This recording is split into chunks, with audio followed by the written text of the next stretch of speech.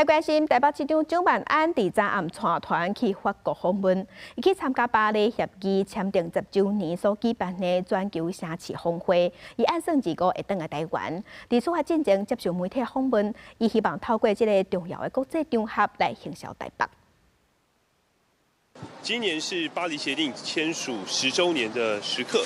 台北市非常荣幸能够在这特殊的时刻，能够受邀参与这场城市峰会，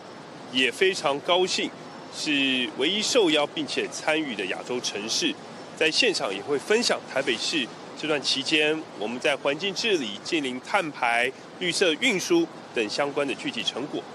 所以除了参加城市峰会以外，我们当然也会到巴黎好好的进行相关的市政参访以及考察，同时也会拜会一些国际友人。